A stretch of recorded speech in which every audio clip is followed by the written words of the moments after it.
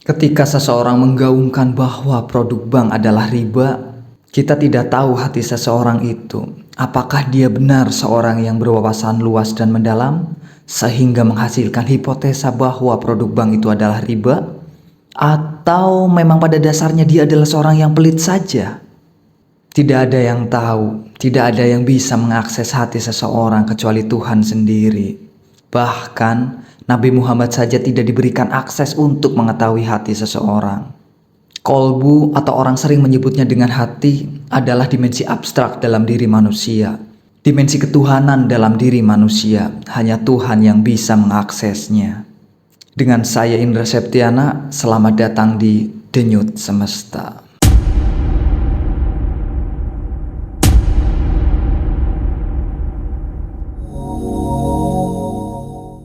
Bicara soal riba atau banyak orang yang menyangkut pautkannya kepada bank, apakah halal atau haram?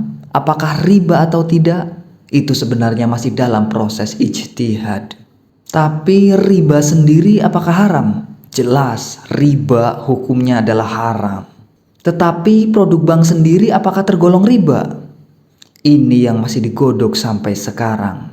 Jikapun ada yang menyatakan haram, menyatakan riba pada bank atau produknya, itu hanya baru sebatas kesimpulan yang terbentuk sebagai hipotesa. Dan yang menyatakan hal tersebut apakah salah? Tidak salah. Apakah benar? Belum tentu. Dari banknya sendiri pun saya melihat mereka tidak konsisten. Mereka mengeluarkan bank syariah, tetapi di sisi lain bank konvensional pun masih mereka pertahankan. Jika ditimbang dari benar salah, maka harusnya yang konvensional hilang dan berubah menjadi syariah. Tetapi pada kenyataannya yang syariah ada, yang konvensional pun masih ada. Berarti bank syariah diadakan itu hanya untuk menambah segmen pasar, sebagai perluasan pasar, bukan tentang salah dan benar.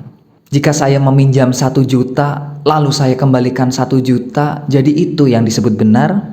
Dan jika saya mengungkapkan rasa syukur dengan saya menambahkan 100.000 dalam perwujudan rasa syukur itu, sehingga saya mengembalikan menjadi 1 juta plus 100.000, apakah itu disebut riba? Sebagian dari kita memang berlindung di balik kata riba hanya untuk menyembunyikan sifat asli kita saja. Hemat dan pelit itu sama peristiwanya. Ketika kita melihat dari sisi banknya sendiri, mereka memiliki beban operasional dari perawatan gedung, listrik, gaji pegawai, dan lain sebagainya. Tidak bisakah kita menempatkan diri bahwa selisih yang kita bayarkan adalah biaya administrasi dari produk yang kita terima? Bank itu menjual produk, dan produk bank itu salah satunya adalah paket pinjaman. Dan produk bank itu sama dengan produk-produk yang lain. Produk yang diterbitkan untuk dijual.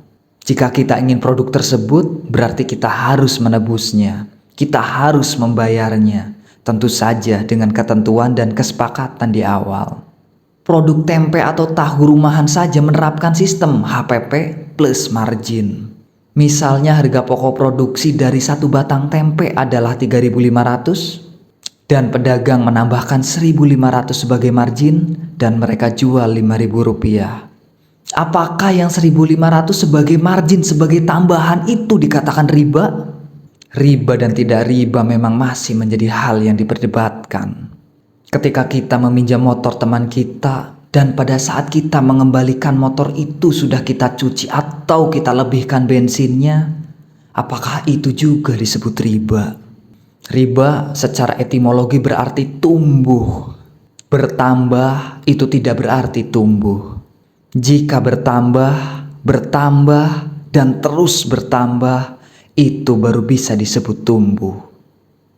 Dan jika ada pemaksaan dalam proses penagihan dengan tambahan di luar kesepakatan, itu ada potensi untuk tidak halal. Jika kita ridho dan kita dengan sadar melebihkan dari nilai pokok yang kita pinjam, apakah itu tetap dianggap riba? Bank bukan sebagai pokok masalah, tetapi yang menjadi pokok masalah adalah hubungan antar manusianya. Bank hanya sebagai salah satu media aplikasi saja. Dan hubungan manusia sendiri itu dibagi menjadi 3 lapis. Yang pertama, berlandaskan hukum. Manusia berhubungan antar manusia dengan hukum yang mereka sepakati. Yang kedua, secara moral.